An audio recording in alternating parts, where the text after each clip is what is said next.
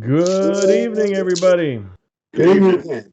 Good evening. Welcome, everyone, to episode 393 of Line Upon Line. Is America blessed by God?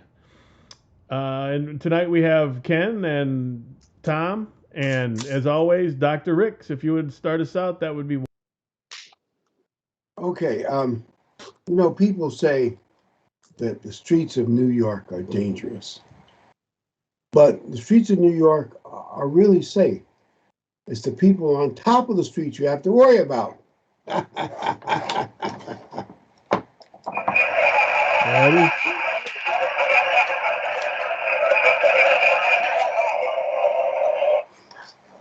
Okay,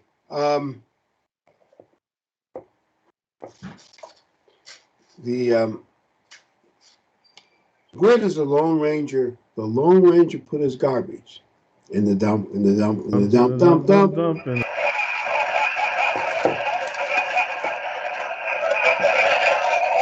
Okay, this is a cute one. I'm afraid you have the canary fever, the doctor tells the man. The man says, Canary fever? What is a canary fever? And is it dangerous? Yes, the doctor admitted, but it's treatable. oh, And here's our piece de resistance for the day. A kid swallowed a quarter, and he's stuck in his throat and gut down there, and he's gagging on it. His mother can't get off. She screams, Help, help. A man comes along. He knows just the right sweet spot to whack him in the back, and he coughs it up. She says, Oh, thank you, doctor. Thank you, doctor. The man says, I'm no doctor. I work for the IRS. yeah. And it's how much money did they just give to the IRS to come looking for? Quite a bit more, I think, like Oh, yes, I 25% think. more. And they will raise taxes, no matter what they say about it's only going to be on the rich. By the way, do you know the communists did that all the time? They played classes against each other. We're going to take it all from the rich. Margaret Thatcher's famous quote is, Socialism appears to work until you run out of other people's money to confiscate. Oh, yeah. Well, as soon as he gets rid of the tax cuts, that's raising the tax on the middle class, which is what he's. Yes. Well, yeah, that's true, actually, come to think of it. And then the additional taxes they're going to add on to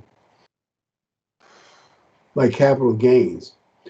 Although people assume those only affect the rich.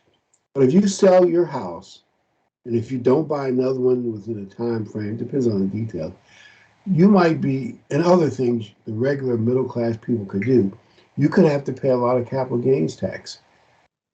Plus, any tax that affects, let's say, important business people often gets passed along to us ordinary yokels. Oh, you know what I mean, right? Let's tax the owner of all these businesses. None of that will ever be passed along to the general public. Yeah, right. Oh, well, I know socialism is not our thing today.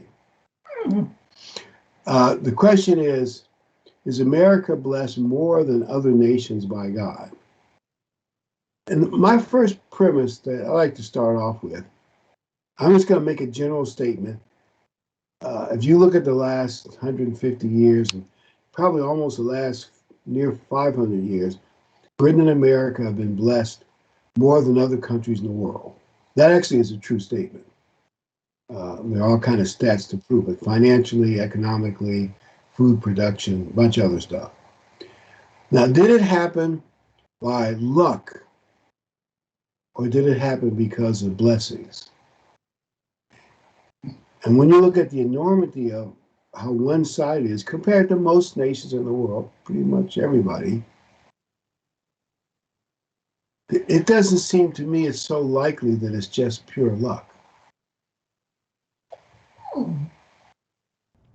Too many things had to line up for us to be where we are as quickly as we got here to have it be. Yeah, and that's really what I thought, dude. So quickly, and it's not like you're going to say, well, the British and Americans are the most warlike. That's why they conquered so much. That's not really true. Honestly, the British and Americans are not the most warlike, or they're smarter than anybody else. I don't offend anybody. That's not necessarily true either. Or we have the best government. If you study, I'm giving you my opinion, American history with any detail, any area you want to study, Congress was petty, infighting, etc., etc. But somehow it all worked out. But it wasn't because those geniuses in our government were so much smarter than everybody else. Any Well, thoughts, you can definitely say. But I believe you could go back to 1840s, 1830s, 1890s, 1920s. You still, although there were some good decisions made by some good presidents, give them credit, but you can't say that our government system is just that much smarter than everybody else's. Or we have more unity and less infighting. Ah, it's just a matter of how close you look at the history. The thing that most amazed me, I don't have it now, but at one time I had a chart. It showed all the progressions of expansion of 13 relatively small colonies on the East Coast, on the other side of the Appalachian Mountains, and their expansion to the other side of the mountains, and how fast that success was. They went from 13 small colonies getting their freedom in 1783, I believe, from the British. 82, 83. Actually, they won the victory, then they had to wait for the Paris Peace Accord to make it final. And they spread across the continent in rapid speed. So it was about 1848.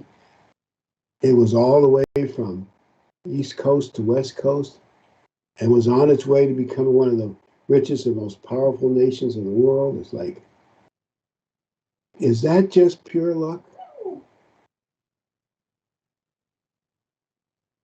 It is kind of amazing when you see it that way, how fast the rise was. Now, the modern day approach is the exact opposite of what I just said. The modern day approach is to say, not only is America blessed by God and all those positive things, the modern day approach, part of the CRT and other academic theories, America is evil instead. The exact opposite. And that is, almost every country you could name, they teach history in a way to make their country look good and have their citizens proud of their country. I remember I had one German student, and we talked about several things. I'll just make it simple. I said, why are Germans so patriotic? He said, well, they teach us to be very, very patriotic and proud of Germany. And then America, we're doing the exact opposite. Is that crazy or what? Yep, but that's what you do when you want to tear a country down. It's almost as if, Oprah says, I've met the enemy and he is us. Exactly. Yeah. Our greatest problem is internal. Well, that's what the Bible tells you, that we're going to fall from within, and Rome fell from within. So we got the aliens that's among us. We got the women ruling over us. Children are oppressors. And you don't believe that, all you got to do is watch the news. At any given time of the day, you get a different story. So you know where we're headed. By the way, that statement by the prophet is not against women so much as against the men. Mm-hmm. That the men weren't being strong and responsible. And isn't that the case? Young men aren't strong and responsible anymore. Right. So they joined the one went. Never mind. I'll keep my mouth shut on that one. Now I want to know, what were you going to say? No, seriously. I mean, the Olympics are going to allow men and women's sports. And I was just listening to that earlier, and I said, if I was the women, I would just all bow out. You know, it's not Riggs and what's his name all over, or what's her name all over, Billie Jean King. This is they're going to allow them in the Olympics, and you know, the transvestites. I think that's I don't understand that one at all.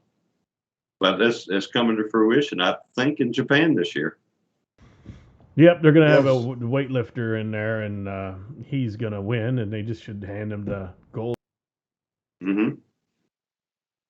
Didn't he compete against the men a few years ago And probably finish last.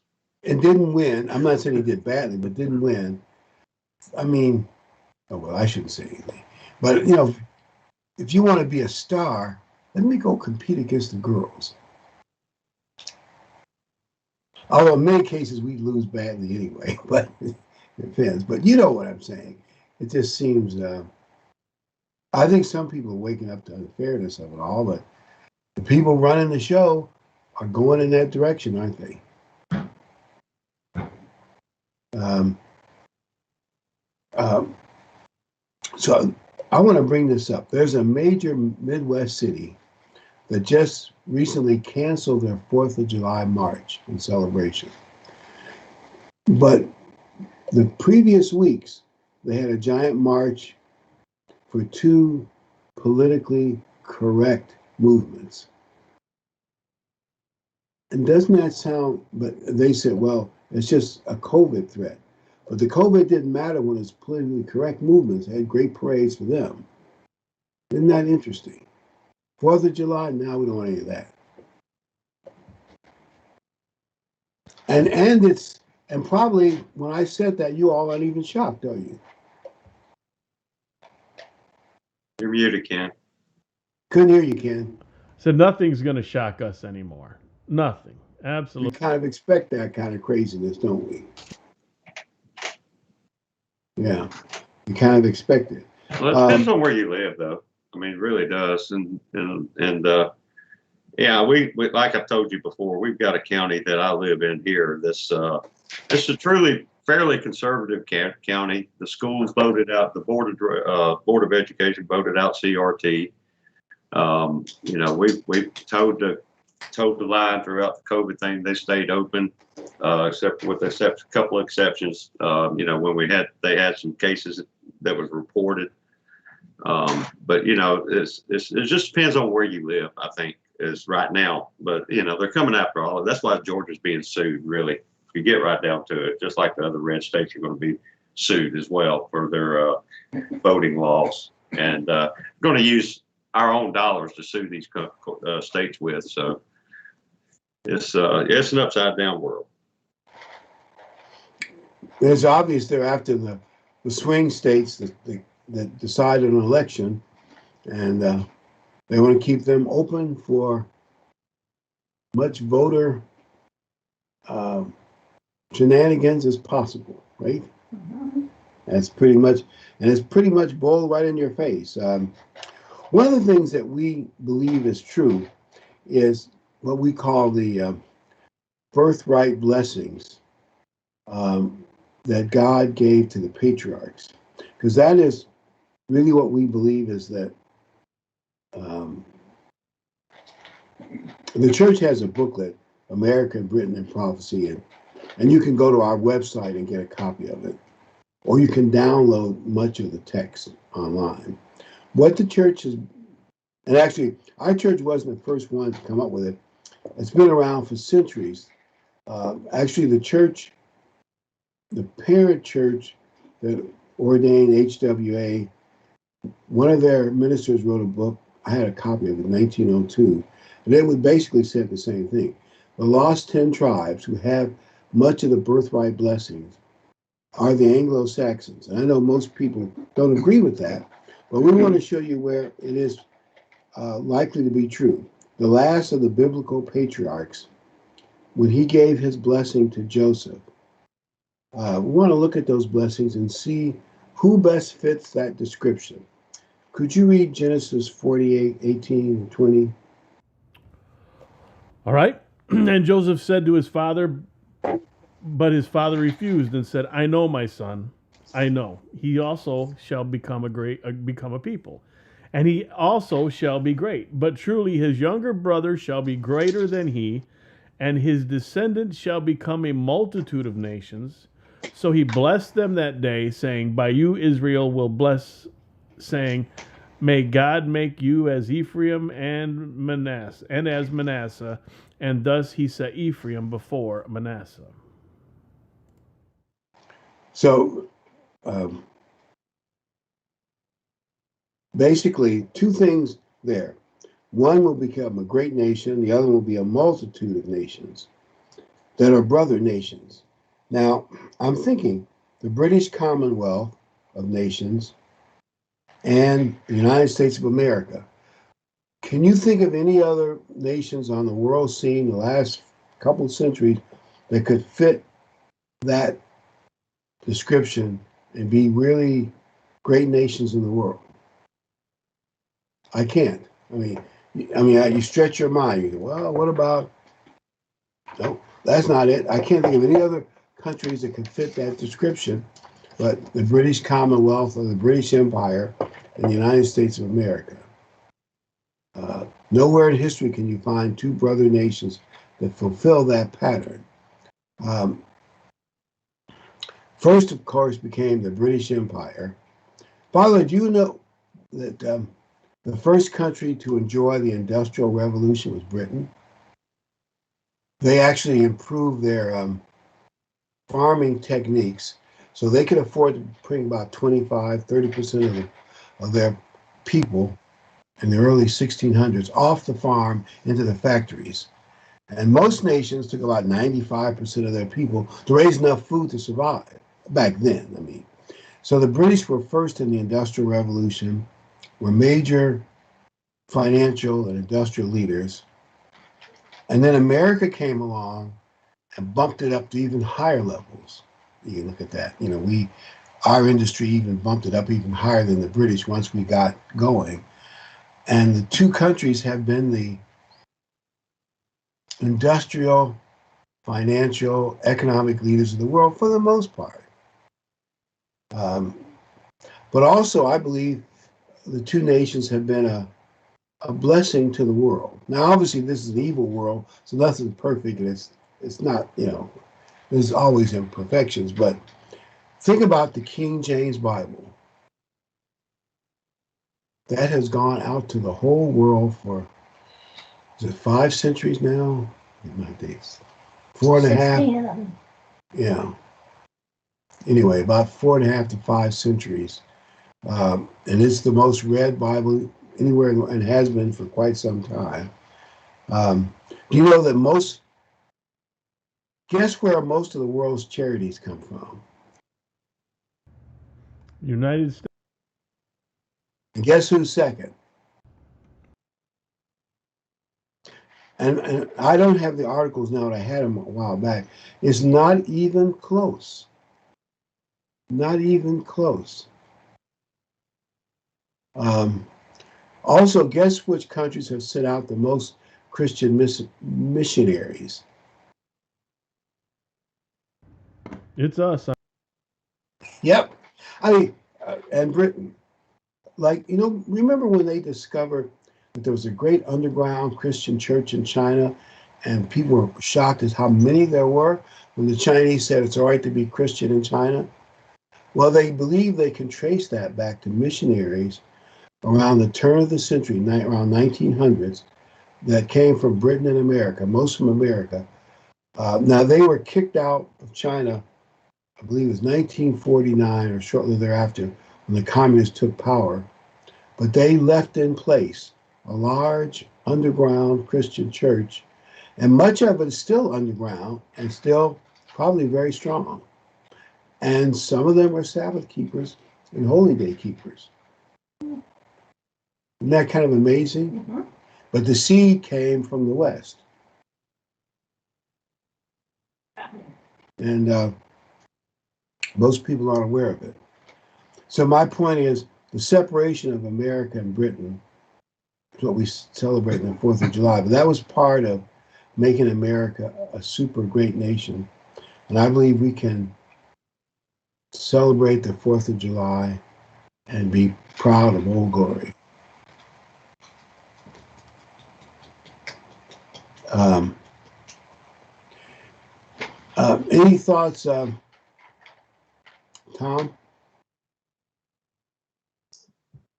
No, I think you covered it pretty well. I mean, I agree with everything you said so far. Let me give you a story. There are many of them. There's so many. But one of the interesting ones, the British did think when the American Revolution happened, they said, the thing to do is knock out the American Revolution once and for all. So George Washington's army was on Manhattan Island. The British brought a huge armada of battleships to surround the island and put a large, at least in those days, professional army, including German mercenaries. Needless to say, Washington's army of mostly volunteers and country boys couldn't really stand up, and it looked like disaster. Then that night, George Washington, fog came in really heavy, so the British Navy couldn't see what was going on. So Washington decided to evacuate to New Jersey under the cover of fog at night. And also the winds blew the British ships further eastward, so they didn't get in the way. And they left campfires, false ones, so the British would think they were there. Next morning, Washington was gone. The British pursued him down New Jersey. You know, if you think of New Jersey pushing further south, victory after victory. And they thought, well, we've got Washington. And then the winter came along, Valley Forge. Maybe that's not all the details, but at Christmas, December 25th, because the colonists did not keep Christmas, so it wasn't a big deal. But they knew that the Hessians and many of the British soldiers would be drunk with a hangover. So he crossed the ice, part of it at night, early in the morning, attacked the British and their Hessian allies. Trenton won a shocking victory. They got a couple other breaks thereafter, some following battles, and all of a sudden, the British panicked and mostly moved back up New Jersey, near New York, and all kinds of volunteers poured in. And the revolution that they thought they had won obviously turned the tide. Now, you can say that fog and that wind was all just a luck, right?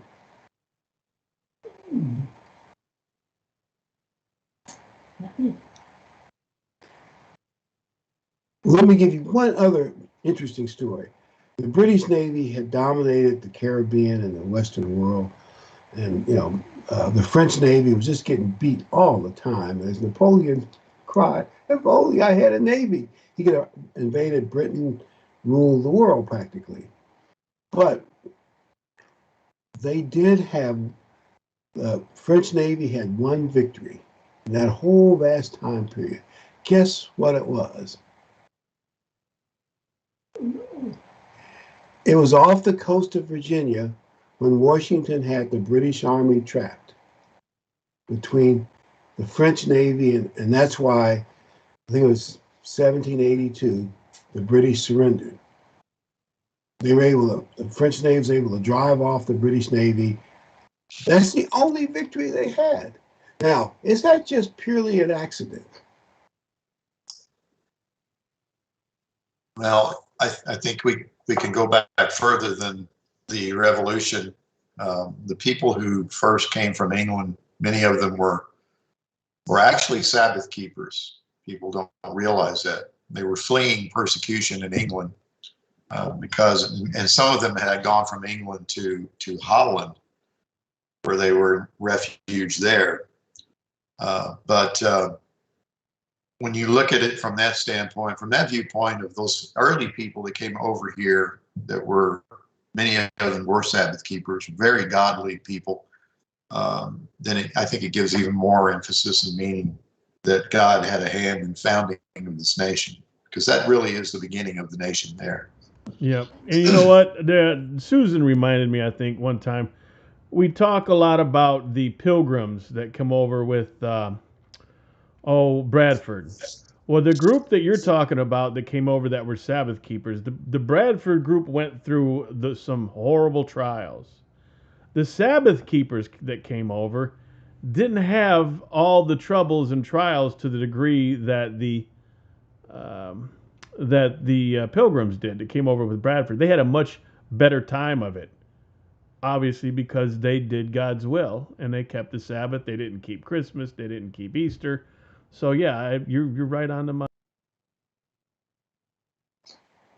Father, do you know why uh, get my names right, why the early settlers in America, both North and South, did not keep Christmas? Because the Puritans, most of the early settlers were Puritans out of England. A lot of them came to America. Not all of them, of course, but they had what they considered pure Bible, both Old and New Testament perspectives, and they realized Christmas was it was too much wild partying and rank paganism, and it was actually outlawed in much of America until after the Civil War. And I think money and some other groups came and pushed it hard, but that's. Christmas wasn't even Christmas the way we know it today. It was more along the lines of the ancient pagan festivals. Yeah. The Christmas tree didn't even come into existence in this country until around the time of Queen Victoria. Yeah, and if anybody ever read even parts of the Mayflower Compact, it was full of Bible. Right. I mean, Bible here, Bible. I mean, it was as biblical a document as you could expect. I'm not saying everything they said in there everyone would agree with, but they at least thought they were the children of God and they were following God. And much of what they tried to do, nothing works perfectly, but was based on Bible understanding. And I think that's made much of what they did unique and special. And I might mention something else. General, I forgot his name, Miley. Whatever his name is, the Chief Joint of Staff, he mentioned the 3/5 Amendment as an insult to Black people. But Frederick Douglass said, when he studied it and looked into it, he realized that was actually the beginning of the end of slavery. Now, it didn't work out like they thought it would. But since they couldn't solve that problem and defeat the British both, they barely defeated the British, so you get it. But they thought, well, by the way, I think we might have mentioned this before. America was the first Western country to end slavery. They ended slavery in the North because the British Empire had slavery anywhere people wanted it. So that ended slavery in the North once they got freed of Britain. But they said we can eventually outvote the slave states in Congress and we'll outlaw slavery. Eventually. And that's what Adams and his son, John Quincy, I think my name's right, thought, and so did Lincoln. Lincoln actually, well before the Civil War, he had a bill in Congress that just vote out slavery. Needless to say, that didn't get through Congress. Remember I said our Congress shows many, many years of pettiness. So the fact that everything worked out is not because our politicians are so brilliant.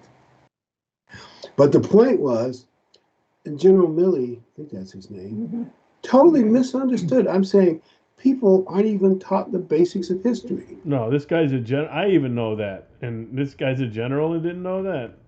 It was so the North the South could not count their slaves as a full vote, so they couldn't get they couldn't get the representation of all their slaves to have enough people in. And it wasn't like the slaves are going to be voting. They weren't going to be voting. Of course not. It would just give, let's say, the slave-holding states a bigger vote in Washington. The more slaves you got, the bigger vote you got. You can see, now actually they wanted it less, but they made a compromise because they had to stay together to win the war. But Frederick Douglass said when he realized that the Declaration of Independence, at least part of which said they wanted to get rid of slavery in the states where they could, was actually a freedom document. And Frederick Douglass was a lot closer to it than we are. And of course, he's a very smart guy. He taught himself to read, well, with the help of a few people, but a very brilliant person. He was like the Martin Luther King of the 19th century. 19th century, yeah. Anyway, but you would think our chief general would know American history, and I'll bet you we have tons of so-called smart people don't even know that. Like you said, Ken, you think he would know it. Well, Christianity is based on the foundation of Israel and the Old Testament. And that is something that most people in this world don't know. They believe in replacement theology, which says the church replaced Israel. Not true. I mean, the church is the higher level of worshiping the true God, or we're spiritual Israel, however you want to look at it.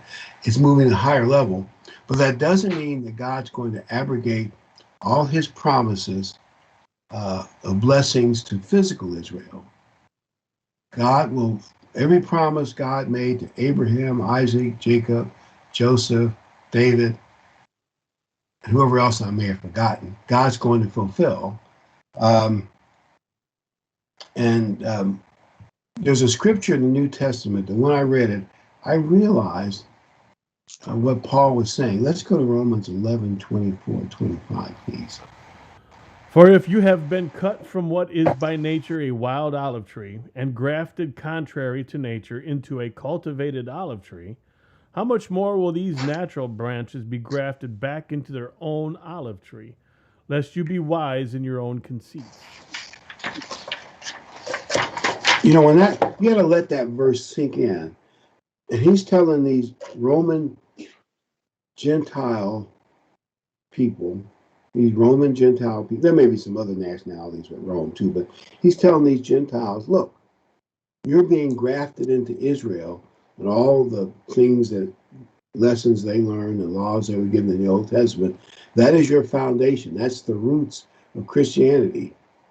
And you know, when you think about it, it's kind of a shocker. Most people don't know the roots of Christianity go to Israel in the Old Testament. I remember when I finally understood that when I was coming to the church, it was kind of a eye-opener. Any thoughts, Kenny?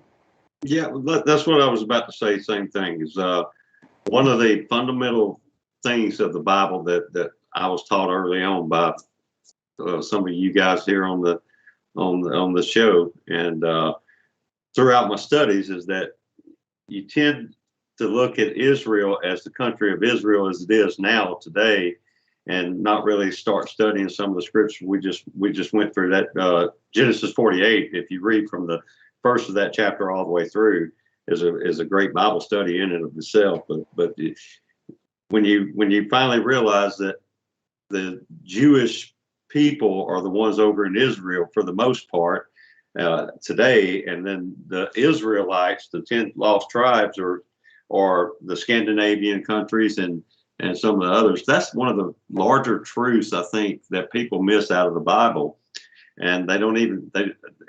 Once you understand that, you understand more about why it is you should be worshiping God and accepting God's laws as they are. Even though there's plenty of New Testament scriptures that tells you that. But to me, that was one of the fundamental things that kind of brought me into the church.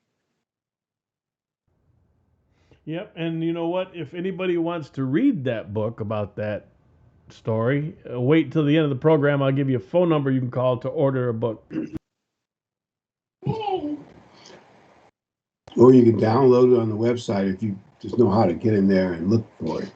By the way, I think when I read a lot of Christian materials, a lot of people, just like you were saying, Ken, they don't know that Judah is only one out of 12 or 13 tribes, because Joseph and Manasseh kind of split the two, but so you'd say 13. One out of 13 tribes, maybe augmented by a few others like Levi and Simeon, but Dan, but still, they're not the northern 10 tribes were separate from Judah.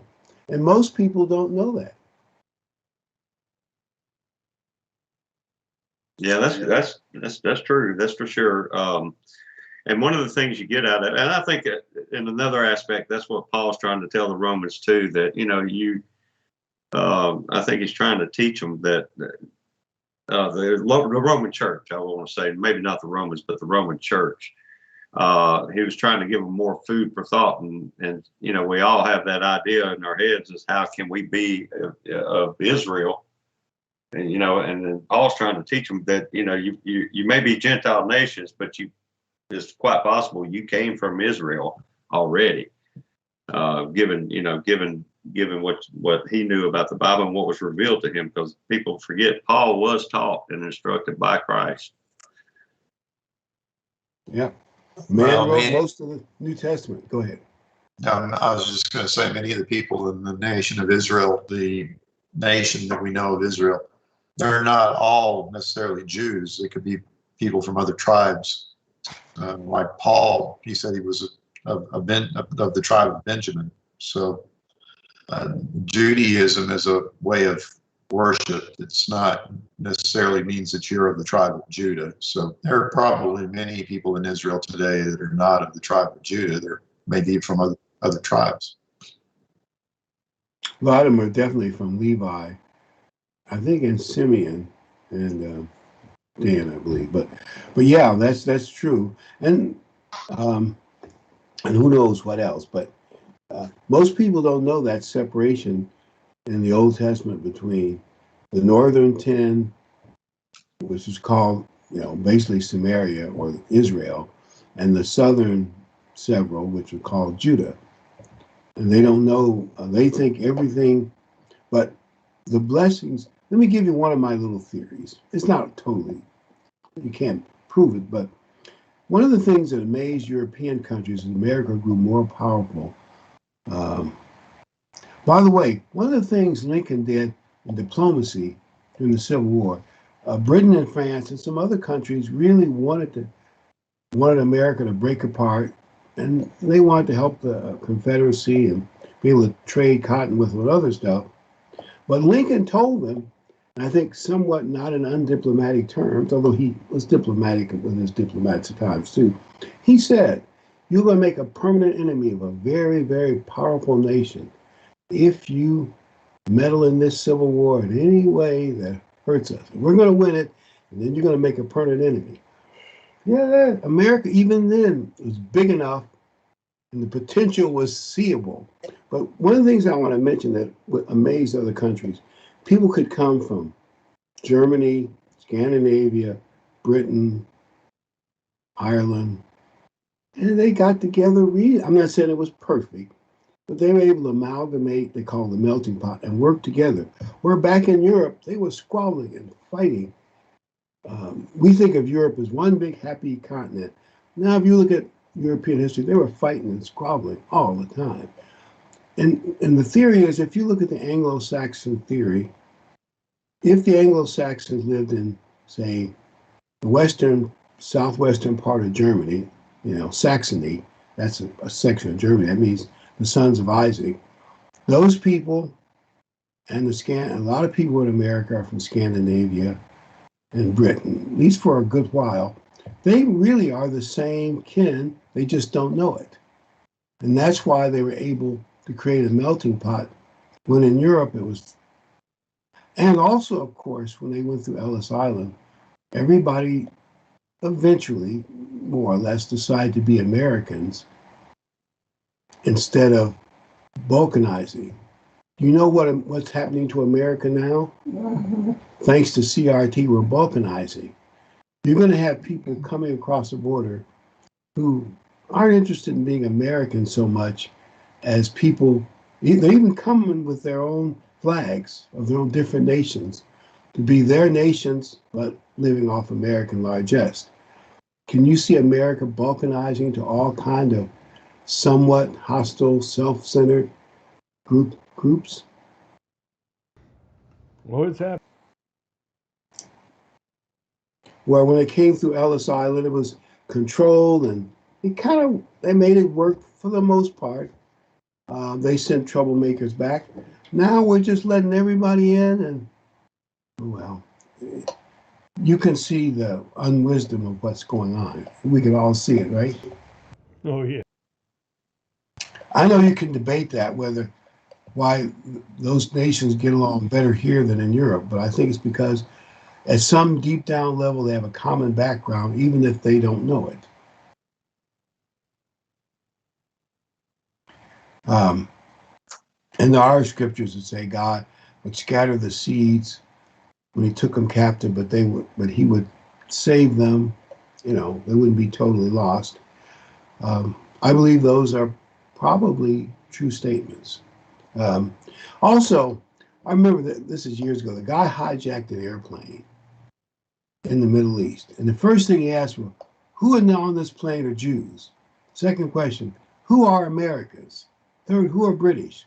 Those are the ones they wanted to really get the most. Isn't it interesting that it seems like the evil people of the world sense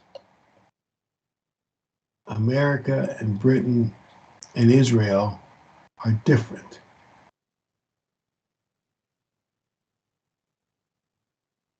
Any thoughts, Tom?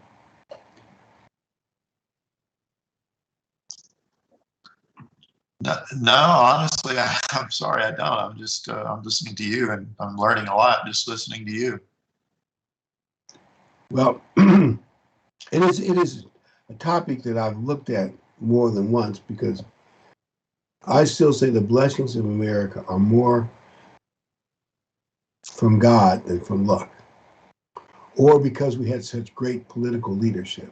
Though we did have good men like Washington, Lincoln, Roosevelt, Teddy, and whoever, and Ronald Reagan, and I guess Trump would be the last of that group. We've had some good leaders, but you know, we've had a lot of bad politicians also, a lot of them. To me, it's obvious that if you believe in God, which obviously we all do, it's obvious that God has blessed this country and had His hand in making it. It's everywhere you look.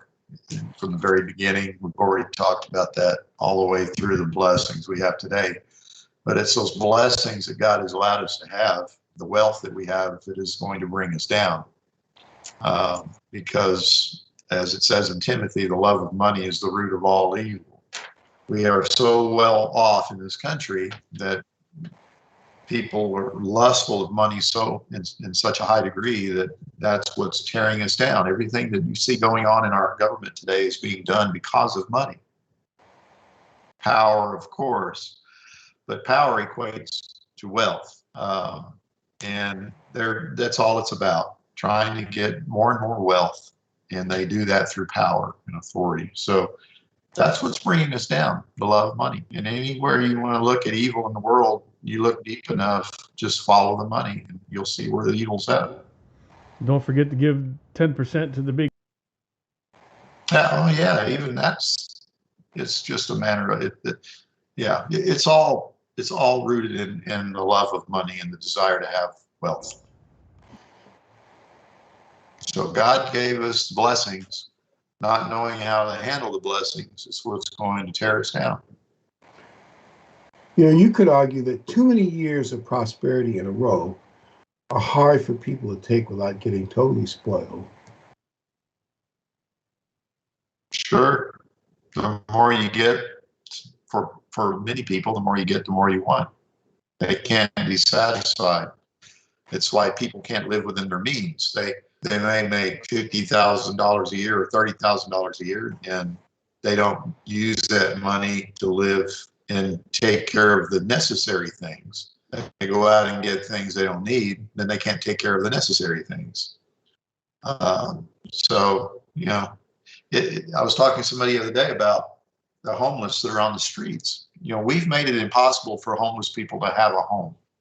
A one-bedroom home in most places is $1,400, $1,500 a month. Who can afford that? And you certainly can't afford it on minimum wage. Now, I'm not a proponent of raising the minimum wage to an astronomical limit, and I'm not saying we need to raise it at all, but we need to make it easier for people to live. And charging somebody $1,500 a month for an apartment is not helping people. That in itself is just a lust for more money by the owners And of the some of apartment. that I blame on our politicians. Because I saw this started like 40 years ago in California. They started zoning things in such a way that it was hard to get new construction for new cheap apartments. Oh, They rent were control. in some kind of environmental stupidity, and they did a lot of extreme things so that the population grew and grew rapidly in California, but the housing didn't grow nearly as fast. Now, a home that I have here in Cape Girardeau, I'm told you could put it in a nice location in California, be worth at least $1 million, and maybe more. You see how ridiculous that is? Oh, they're paying that kind of money in certain areas in San Francisco for a burned out shack Mhm. just to knock it down and build a house. Yeah, Yeah. socialism creates these shortages. They do rent control in San Francisco, right? So now there's a handful of apartments out there, a finite amount of apartments that are cheap, but there's not many of them, not enough of them to handle the demand. So the people that can get in the rent controlled apartments are fine, but nobody's building a new apartment because they're all rent controlled. So now um, you don't have enough to fill what's needed because you've controlled the rent. So now the only thing people build are houses because there's no limitations on those. So when government gets involved, they always create the exact opposite of what they set out to do. They want to make cheap houses, but now nobody can get a house, or nobody can get an apartment. I don't know. We have cheap rent up here. You can rent a place up here, $600-700 a month. I mean, it's not. I mean, it depends on the area, I'm sure, but it's not that bad. In Chicago, you can't touch nothing for under $2,000. Yeah, Well, heavy. the worst thing that ever happened to society is the creation of cities. Cities where people congregate, you have violence, you have crime, you have people can't afford anything. Everybody should have 5 acres of land, 10 acres, whatever, building their own home and living and growing their own food. That's the way people should be living. That would keep. Way back then, certain individuals acquired all the land for themselves, which they didn't need. I mean, you've got ranches that are in Texas that are hundreds and hundreds of thousands of acres, and they're raising cattle on them. Okay, people look at that and go, well, that's his land. That's what he's doing with it. Sure, I mean, that's his right. But does one person really need 500,000 acres of land? So I'm not saying you got to sell your land and give it to the poor, but what I'm saying is eventually all that land will be divided up among people. I mean, it's not going to be owned by one person. One of the things I think that helped America was being a republic where different states and different counties could do their own thing. For many years, many places, especially rural places, they had less government. Actually, some of the founding fathers said, the less government, the better. Where you run of course, you're responsible too, but you run your own little farm or whatever you got, ranch or something. You run it yourself. There aren't that many laws you have to worry about. And, in a lot of cases, they drill their own water, had their own pumps, ran their own little whatever they had going. And the government didn't mess with them a lot. And the more you regulate, I call it over-regulate, like California did housing, but New York did somewhat the same. You end up with all these. Remember when I said America's not great because we have brilliant politicians? Believe me, that is so true. We're great because God blessed us, but the politicians, they start messing in something too much, you get problems. Despite the politics. Yes, exactly. And let's discuss the blessings and cursings given Israel. They are another piece of divine proof. Let's look at Deuteronomy 28.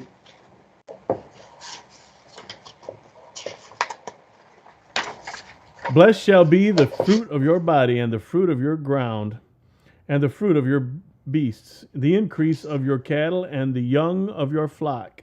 Blessed shall be your basket and all your kneading trough. Kneading trough. One of the things that helped the American pioneers succeed early in American history was their population boomed when others did not.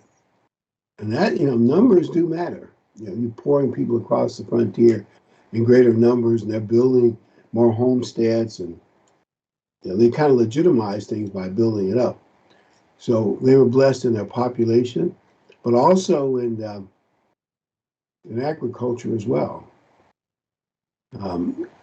Often America's biggest agricultural problem, if you look at the history of American agriculture, is too much product. You can see history books, when they discuss farmer problems, that we got too much corn. They show these places where they collected corn and it's stacked really high and the granaries are overfull. And the farmers say, we can't get a decent price because there's too much of it. Now, think of how many countries in the world would love to have the problem of too much. And then our government pays them not to do any, not to.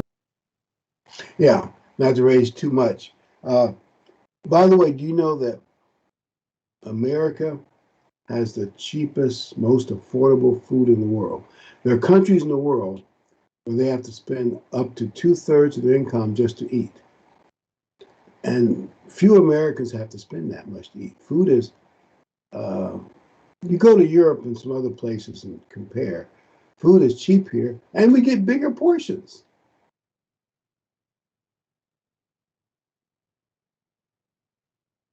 So we're blessed.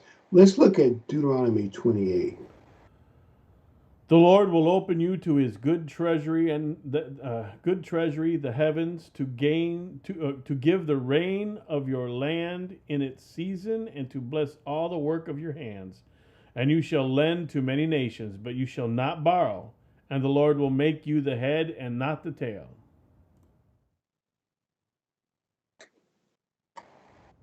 Well, that's over with. Yeah, I was going to say we sure don't lend any money. No, we do. What's the new one? 3.5 point something trillion. I don't know. What is it? It's astronomical. So it's like the national debt picked up like 33% in 1 year. They're saying when all this spending is done, we'll have a national debt of 30 trillion. I heard that yesterday on the radio. Those our blessings are starting to be curtailed again, not because we have brilliant politicians. We have, what word am I thinking of? Naive politicians. No, you can't use that. Oh, that's politically incorrect too? No, whatever. It probably wasn't the same word I was thinking of. Oh, okay. Yeah. I'm trying to think of a good word for the wisdom of our political class in Congress. But you can see what Tom was just talking about, though. It's the root of money is the root of all evil. And that's how this country's gotten this shape. As these, they're taking our money and making billions and millions of dollars off of it. I mean, you got a crackhead, for pity's sake, that's made millions of dollars just by a name. So that you can see very easily why we've done it to ourselves. As far as the country goes, we've done it to ourselves. It's the love of money. We have to remember to keep the love of money. Because money in and of itself is not evil. It's loving it too much and wanting it too much for the sake of it that's what's evil and what causes the evil. Exactly. And I guarantee you, those trillions of dollars that are out there in all those bills, some of it will get siphoned off into various projects and funds of the elites. 75 to 90%. Yes, administrative overhead, whatever you want to call it. Don't forget 10% for the. Yes. Now, America still has, Wall Street is still the hub of international trade for the moment, and the American dollar is still the reserve currency for the rest of the world, meaning the rest of the world trusts the dollar more than they trust other currencies. Well, maybe except for the Swiss franc, but they're a much smaller economy. The only question I would ask, and that's still a blessing to America, but that's based on our past performances. So how long can we, there are countries that have challenged that, but maybe they have their own problems. They haven't been able to pull off a change yet. But can't you see the day will come when eventually the dollar can no longer be the reserve currency of the world?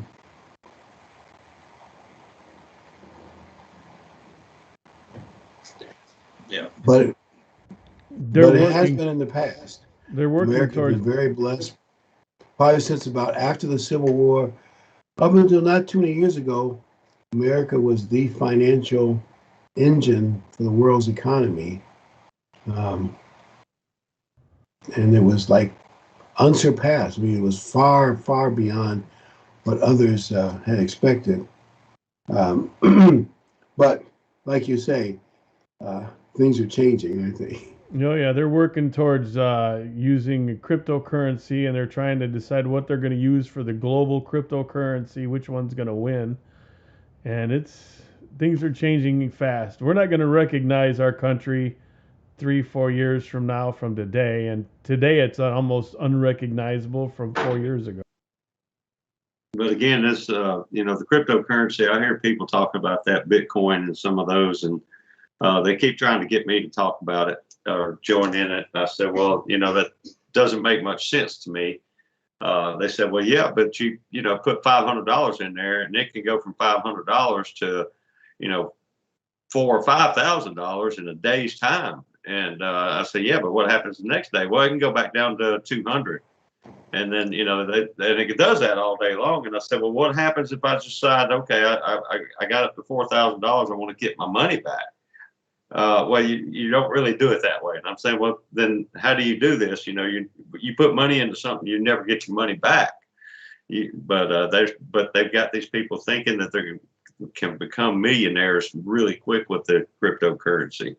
So, it's one of those things. It's kind of like the COVID vaccine. I'm very leery about doing anything like that without having some proven results.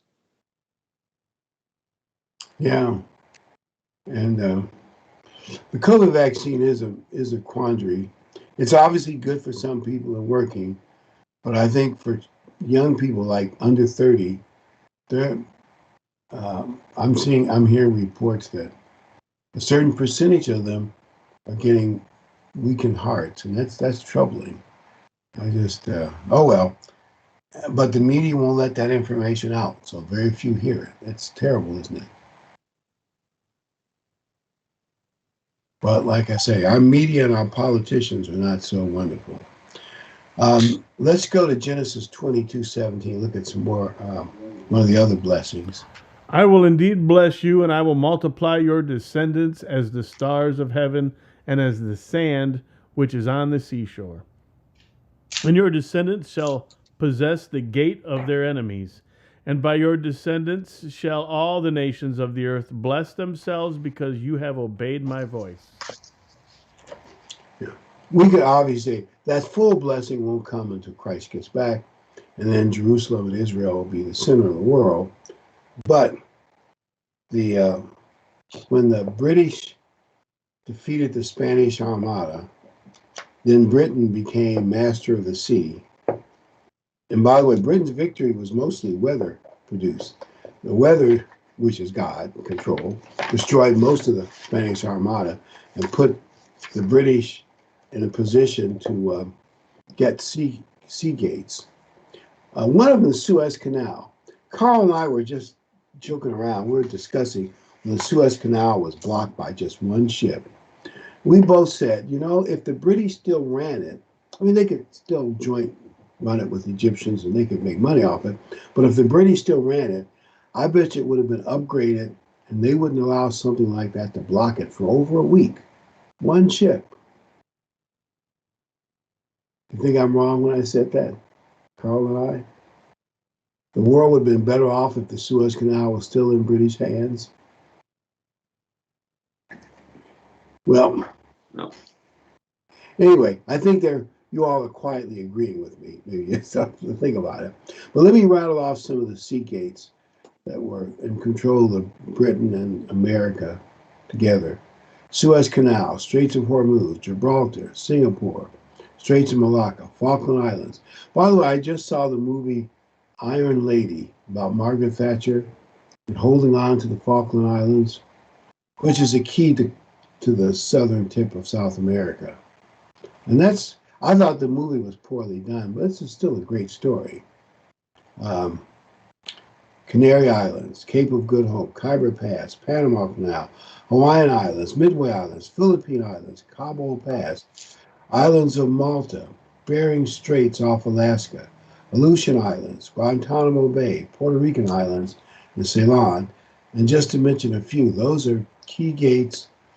And I'd say in the past 2 world wars, they proved to be of great value to the Allies controlling them. Anyway, like you might not think of Malta right in the middle of the pinch part of Mediterranean, but the British, by holding that island, were able to choke off supplies to Rommel's army in North Africa, and other things the British did too. When they broke the German code, helped. But that's a key island, and a big part of winning in North Africa was those islands, and Panama Canal, of course, and Suez Canal, and that's what Rommel was after, pushing all the way to Egypt and getting the Suez Canal. And they thought they could control the Middle East, bring Turkey into the war on their side, and win. Well, the fact that the British held Malta made all the difference in the world. This is part of the story. America actually helped in that battle. American carriers brought additional British planes and ammunition to Malta in the middle of the battle to help strengthen them to be able to keep that block from Italy going into North Africa in place. And all those blocks were in the control of Britain and American people for many years. It's hard to believe that just happened by pure luck, isn't it? Well, it didn't happen by pure luck. And you look at the wars that we've won throughout these years, and some of the sub stories in those wars, World War I, World War II, the ones I know mostly about, and the sub stories within those wars, that how America could have lost, and it was some kind of miracle that would bring them in. That there was another force involved in it, and that there was God was blessing this country in order to make those victories possible, because they were praying to, if you think about it, they were fighting the people that was praying to what they thought was praying to God. And they were all, they did Christmas. If you watch some of the old war movies and war documentaries, they kept Christmas. And when they didn't fight, you could hear them when they were just a little ways away doing Christmas carols in German or American. So they were just, but God still had a blessing involved. Actually, it seems like, I guess, from the late 50s on through, that's when we started losing a lot of God's blessings. It seems to me like. Well, we went through a whole. Well, once the communists started trying to influence our country, and we got rid of prayer, we got rid of teaching Christ in schools, we adopted abortion. All these things added up, and we just read the Old Testament, and you can see how God pulls his blessings, pulls his protection away from Israel every time they do this. We just did this program on this a couple weeks ago, how there's these cycles, and we're doing the same exact thing. Just think about 20 years ago, 9/11. This country was united. I mean, nobody would have been able to drive a wedge between the people in this country after 9/11. or during the Gulf War back in the 90s. But 20 years later, look what we've become. Now, granted, it didn't just take 20 years. This stuff's been building for decades. But in 20 years, we've gone from that to nightly lootings and burnings and trying to burn down government buildings in Washington and in Oregon, and it's just an absolute mess. It's just, and we've gone in the last 130 or 40, whatever it is, days since we've changed administrations into, it's night and day. It's accelerating at a rate that just, it's mind-boggling. And like I said, in 2 or 3, 4 years, it's going to be unrecognizable.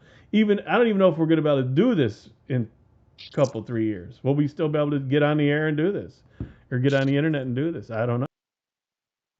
Well, we've allowed a few people to take control of what's going on. Granted, there's a huge amount of people in this country who don't care about God. They just want to have a good life. They want to live and have fun and earn money and buy new TVs and whatever else they want to do. But the ones that are trying to tear the society down are a very minority of people, and they've infiltrated the right places using plans that were developed. And we can stop it if enough people will stand up and say enough is enough. Like you're saying around in some of the school board meetings and so forth, people are finally realizing we got to put a stop to this nonsense, or it's not going to be good. So we'll see what happens. But you're right, we got away from God. It started probably in the 60s, definitely in the 70s. Yeah, I can remember Madeline Murray O'Hair, big troublemaker for schools. And people didn't stand up and say, no, we're not going to put up with that. They just let them take over. So apathy is what gets you in the end. And you heard those jokes about somebody said, why does God allow school shootings?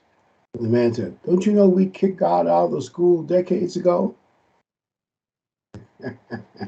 Maybe that's not funny, but there's something. Well, yeah, we don't kick God out of anything, but the object is there. Yeah, we removed God from our point of view. Obviously, God could kick us back, but and maybe and that's when America started.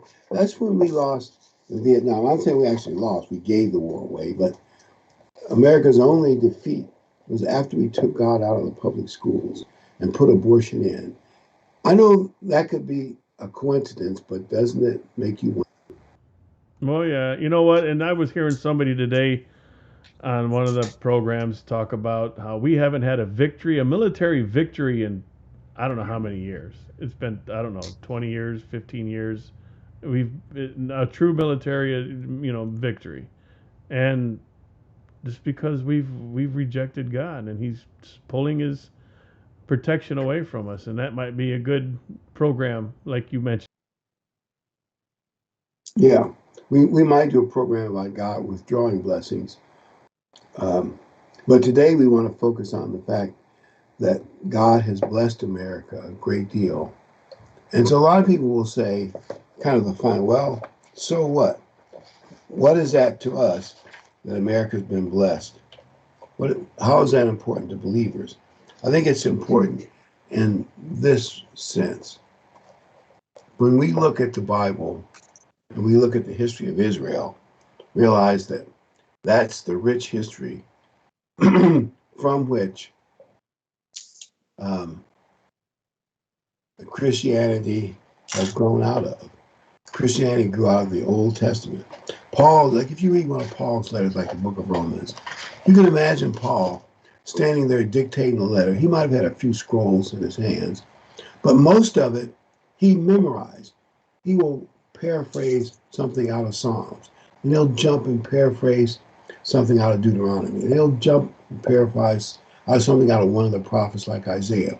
And you have to realize he knew the Old Testament was the only Bible then. He knew the Old Testament. Well, because people didn't have writing devices and memory device like we do now. They had to improve their memory. And he probably had a great memory for Scripture.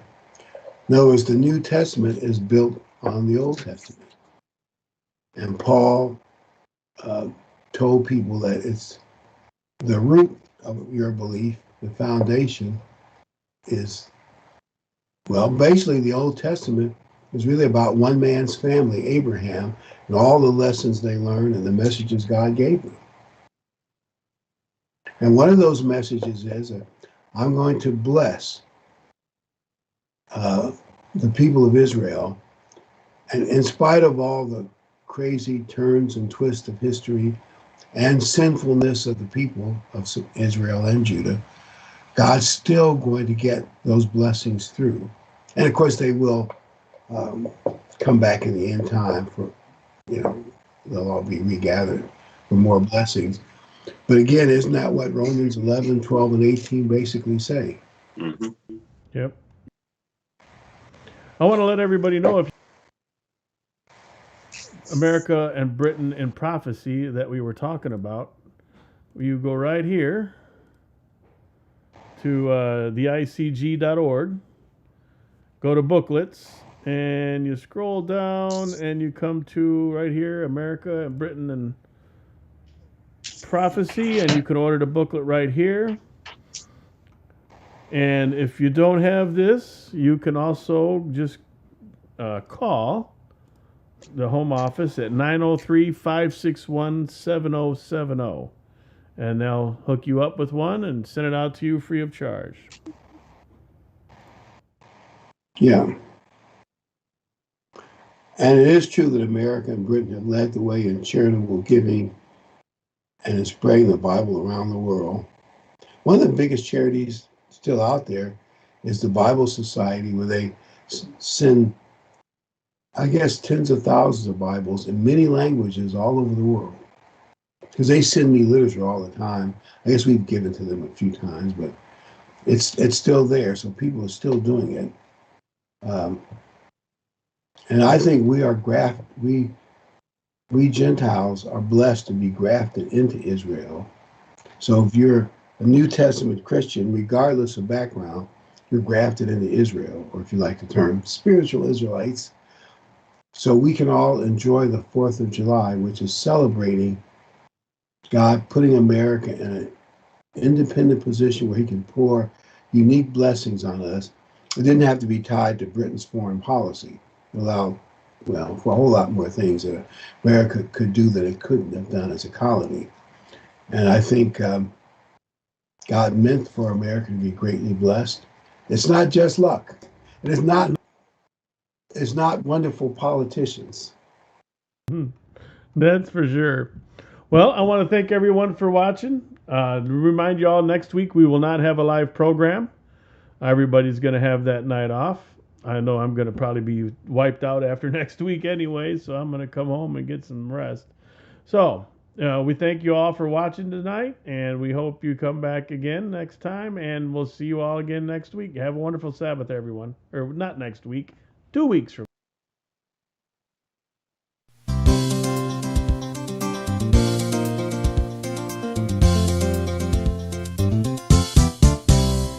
We're happy you could make it, and so glad you are here, and hope that we've been able to make God's word more clear.